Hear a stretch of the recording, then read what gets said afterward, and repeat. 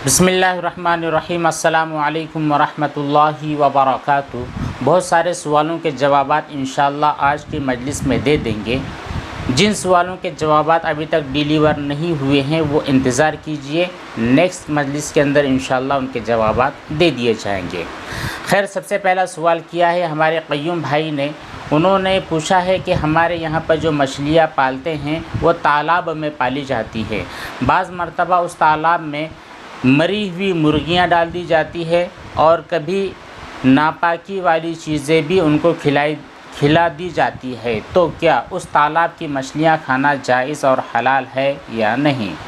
क़य्यूम भाई, देखिए, पहली चीज़ तो ये है कि ये जो मछलियाँ वग़ैरह होती हैं या फिर जो जानवर आप पालते हैं उनको ज़रूरी है आपके लिए कि उनको बिल्कुल हलाल, तय्यब और अच्छी वाली जो ग़िज़ाएँ होती है वही उनको खिलाएँ।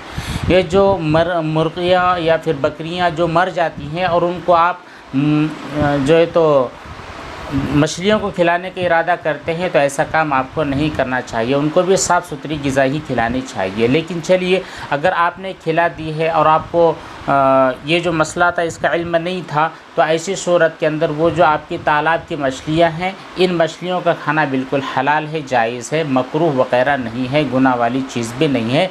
लेकिन फ्यूचर में याद रखिए कि मछलियों को जो है तो आप अच्छा ही खाना खिलाएँ, बुरा खाना उनको ना खिलाएँ। सोहेल शेख ने सवाल किया है कि हमारे यहाँ पर एक शख्स है जो कभी कभी इमाम साहब के न होने की वजह से इमामत कर देता है, लेकिन चूँकि वो अभी तक ऐसा है कि उसने ख़तना नहीं किया है, तो ऐसी सूरत में उसकी इमामत सही है या नहीं? देखिए सोहेल भाई, ये जो ख़तना होती है, ये ख़तना कराना, ये शायर इस्लाम में से है। यानी इस्लाम की जो बड़ी बड़ी निशानियाँ होती हैं उन निशानियों में से एक निशानी है ख़तना करवाना। इसी तरह ख़तना ये अम्बिया अलैहिमुस्सलावत व तस्लीम की सुन्नत मुअक्कदा है और जो वाजिब के करीब है, और ये तमाम अम्बिया का तरीक़ा रहा है। इसलिए जानबूझकर अगर कोई आदमी ख़तना नहीं करवाता है तो ऐसी सूरत के अंदर वो आदमी सुन्नत को छोड़ने का गुनहगार होता है। तो ठीक है, तो पहले वो जो शख्स है जो इमामत करवाता है, आप उनको ताकीद कीजिए, शरीयत और सुन्नत का जो मसला है ये मसला उन तक पहुंचाइए। अगर उनको ऐसा कोई उज़्र नहीं है, और आमतौर पर उज़्र नहीं भी होना चाहिए, क्योंकि ख़तना ये भी एक नॉर्मल सा एक ऑपरेशन होता है, छोटा सा एक ऑपरेशन है, उसके ज़रिए बड़े आदमी की ख़तना आराम से हो जाती है। तो खैर उनको समझाइए, शरीयत की बात बतला दीजिए। और इसी तरह उनको ये भी बतलाइए कि ख़तना कराने के अंदर बहुत सारी हिकमतें हैं। इसमें बदन की आपकी सफाई हो जाती है, मैल कुचैल दूर होता है। इसी तरह बहुत सारे लोगों को पेशाब के कतरे निकलने की बीमारी होती है, वो भी ख़तना न करवाने की वजह से होती है। और इसके अलावा बहुत सारी दुनियावी एतबार से फ़वाइद भी है। इन तमाम फ़वाइद का इल्म उनको अगर हो जाएगा तो इंशाअल्लाह वो ज़रूर ख़तना कर देंगे। रही उनकी इमामत की बात, अगर अभी तक फ़िलहाल अगर वो आपकी इमामत करवा रहे हैं और साफ़ सफाई का भरपूर एहतमाम रखते हैं और तहारत अच्छी तरह ले लेते हैं और उनको यकीन होता है कि नहीं, मेरी वो जो जगह है, पेशाब वाली जो जगह, वहाँ पर पेशाब का कतरा जमा नहीं होता है, तो फिर ऐसी सूरत में आप उन्हें इमाम बना सकते हैं। ठीक है, बना सकते हैं। लेकिन अगर वो आदमी सफाई तहारत का बिल्कुल ख्याल नहीं करता है, पेशाब के कतरे निकलते हैं और वहीं पर जमे रहते हैं, तो ऐसा शख्स चूँकि उसकी तहारत ही अच्छी तरह हासिल नहीं होती है, तो फिर इसकी इमामत भी सही नहीं होगी। तो आप उनको समझाइए, इंशाअल्लाह वो समझ जाएंगे। असलम पटेल साहब ने भी सवाल किया है, सलाम पेश करते हैं। वालेकुम सलाम। इनका कहना ये है कि हमारे यहाँ पर एक फैमिली है, उनके यहाँ पर लड़की की शादी है। हमारे एक दोस्त है, उनकी शादी में खाने का ख़र्च उठाना चाहते हैं, लेकिन वो ज़ैद कहीं की रकम ज़कात की रकम से वो खाने का ख़र्च उठाना चाहते हैं। तो ये सूरत सही है? देखिए असलम भाई, ज़कात अदा करने के लिए ज़रूरी होता है कि आपके पास जो ज़कात की रकम होती है वो आप किसी आदमी को मालिक बना दें। जब आपने किसी को मालिक बना दिया तो फिर वो आदमी जो कि ज़कात का मुस्तहिक़ होता है वो आपके पैसे लेगा, ज़कात की रकम लेगा, फिर वो चाहे जिस चीज़ में वो चाहे ख़र्च करेगा। शादी में ख़र्च करेगा, इबादतों में ख़र्च करेगा, कपड़े पहनने में ख़र्च करेगा, खाने पीने में ख़र्च करेगा, जहाँ चाहे वो ख़र्च कर सकता है। तो आपका जो दोस्त है वो आपके फैमिली के जो गरीब आदमी हैं जो शायद ज़कात के अगर मुस्तहिक है, अच्छी तरह आप तहकीक कीजिए। अगर वह ज़कात के मुस्तहिक है तभी आप उनको वो पैसा दीजिए। अगर वह ज़कात के मुस्तहिक नहीं है, यानी उनके पास 52.5 तोला चांदी जो होती है उसके जो रेट होता है आज के दौर में, यानी 50,000 रुपये करीबन, अगर 50,000 रुपये की मिल्कियत उनके पास है तो आप उनको ज़कात नहीं दे सकते, वो ज़कात के मुस्तहिक नहीं है। और अगर उनके पास 50,000 की भी प्रॉपर्टी नहीं है, वो बिल्कुल गरीब है, ज़कात के मुस्तहिक है, तो ऐसे आदमी को आप ज़कात दीजिए।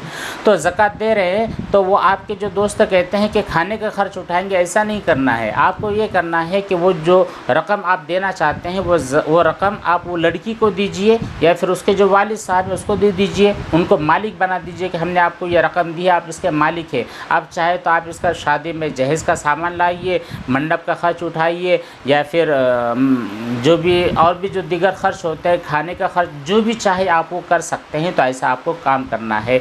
यानी आपके पास जो रकम होगी ज़कात की रकम, आप ऐसा ना करें कि जाइए और हॉल की बुकिंग कर लीजिए या फिर खाने के लिए जो उसका जो वेटर होता है या फिर जो आदमी कॉन्ट्रैक्टर होता है तो आप उसको ऑर्डर दीजिए कि यहाँ पर 500 लोगों का खाना बनाना। ऐसा नहीं करना है। आपको वो रकम वालिद के हवाले करनी है, फिर वो ख़ुद से ऑर्डर करवाएगा या जो उसको काम करना है वो करेगा, तब कहीं जा कर के आपकी जो दोस्त की ज़कात है वादा हो जाएगी। आगे एक सवाल है, अगर इमाम साहब एक मिनट, इमरान भाई का सवाल है, कहते हैं कि आज मैंने मगरिब की नमाज़ पढ़ी है लेकिन मेरी एक रकात इमाम साहब के साथ छूट गई थी। जब इमाम साहब ने आखिरी क़ादा किया तो उनके साथ मैंने भी गलती से अत्तहियात के बाद दरूद शरीफ पढ़ लिया है, तो क्या अब मेरे लिए सजदे सहव करना ज़रूरी होगा? अगर नहीं किया है तो मेरी नमाज़ सही हुई है या नहीं? इमरान भाई देखिए, आप मसबूक़ हैं। मसबूक़ का मतलब ये होता है कि आपकी इमाम साहब के साथ 1 या 2 या कुछ रकातें छूट जाती हैं। तो इमाम साहब के साथ आपकी जो पहली वाली रकात थी वो छूट गई है, इसलिए आप मसबूक़ हुए हैं। अब आपका हुक्म ये है कि आप इमाम के ताबे हैं। ठीक है, आप इमाम के ताबे हैं। आप इमाम जिस तरह नमाज़ पढ़ाएगा आप मुकम्मल नमाज़ पढ़िए। जब वो सलाम फेर देगा तो उसके बाद आपको खड़े रह करके आपकी नमाज़ मुकम्मल कर लेनी है। अब यहाँ पर दरमियान में जो आपसे गलती हो जाती है तो उस गलती की वजह से आप पर सजदे सहव लाजिम नहीं होगा। ठीक है, यहाँ पर आपके लिए जब क़ायदा ऊला था और इमाम का क़ायदा अखीरा था तो आपको तशहुद पढ़ के ही खामोश हो जाना चाहिए था या बिल्कुल धीरे धीरे पढ़ना चाहिए था। लेकिन चूँकि आपको इल्म नहीं था या कि आपके जहन से निकल गया कि आपकी कितनी रकात है, तो आपने गलती से तशहुद के बाद दरूद शरीफ भी पढ़ लिया है, तो आपके ऊपर सजदे सहव करना लाजिम नहीं हुआ है। आपकी नमाज मुकम्मल हो चुकी है, आप बाहर आ जाइए। लेकिन फ्यूचर के अंदर आपको अच्छी तरह ध्यान रखना है कि सजदे क़ायदा उला के अंदर आपके लिए अलग हुक्म होता है और क़ायदा आखिरा में अलग हुक्म होता है। मुबिन खान साहब ने कहा है कि केकड़ा खाना शरीयत में जायज़ है या नहीं?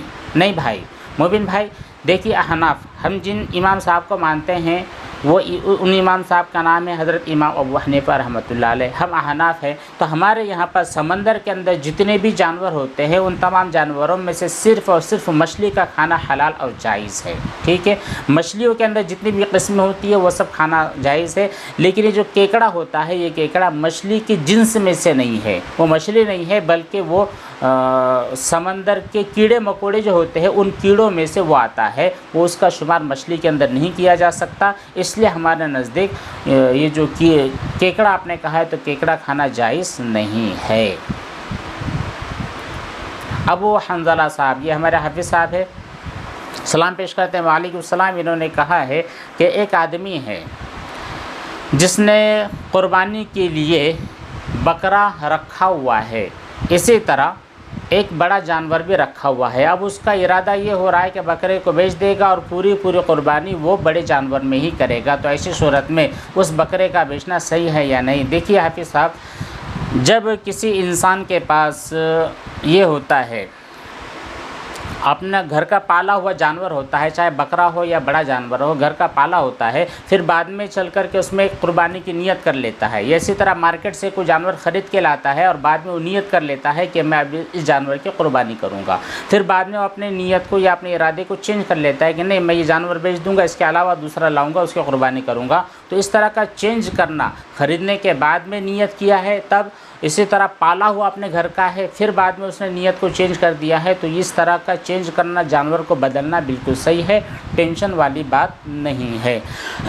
लेकिन अगर उस आदमी ने बाज़ार से जो जानवर ख़रीदने गया था, ख़रीदने के इसी नीयत से ख़रीदने गया था कि अब मैं जानवर ख़रीद रहा हूँ तो ये क़ुरबानी के लिए ख़रीद रहा हूँ, तो ऐसी सूरत में वो जो जानवर होता है वो क़ुरबानी के लिए मुतय्यन हो जाता है, उसको चेंज करना मुनासिब और दुरुस्त नहीं होता है। मोहम्मद यामीन साहब सवाल करते हैं, फॉरेक्स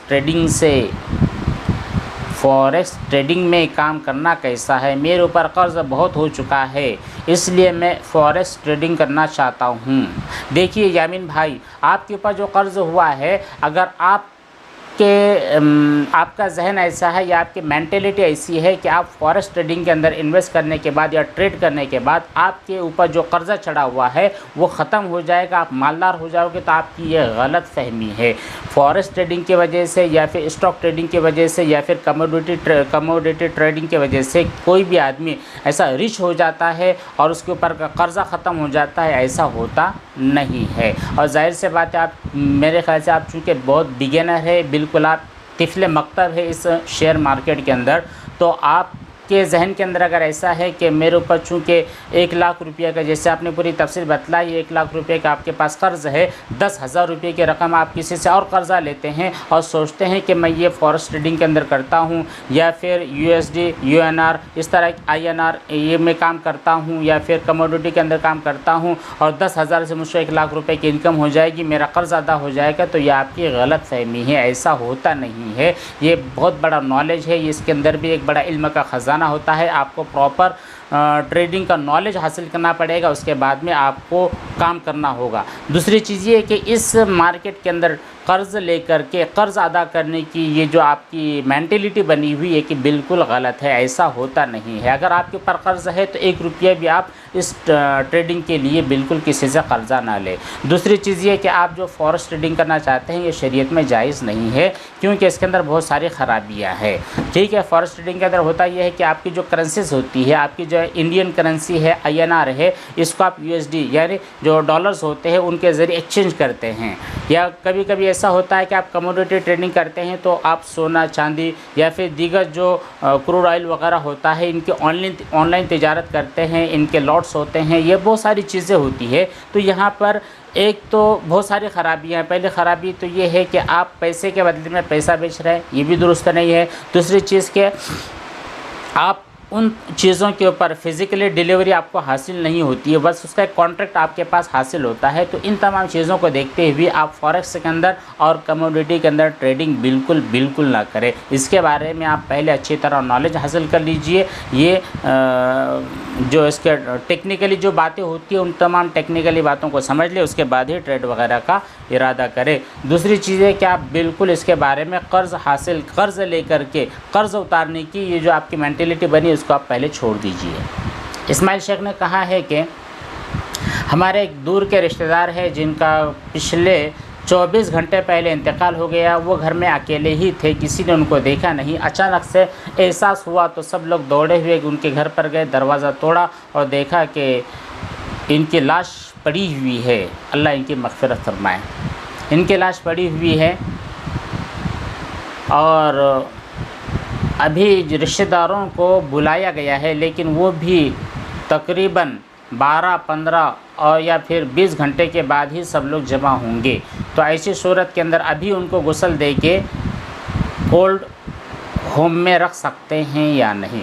देखिए इस्माइल भाई, पहली चीज़ तो ये है कि हम दुआ करते हैं कि अल्लाह तबारक ताला वो जो आपके मरहूम है उनकी मग़फ़िरत फरमाए, आला लिगीन में जगह नसीब फरमाए, उनके तमाम सय्यात को हसनात से मुबद्दल फरमाए।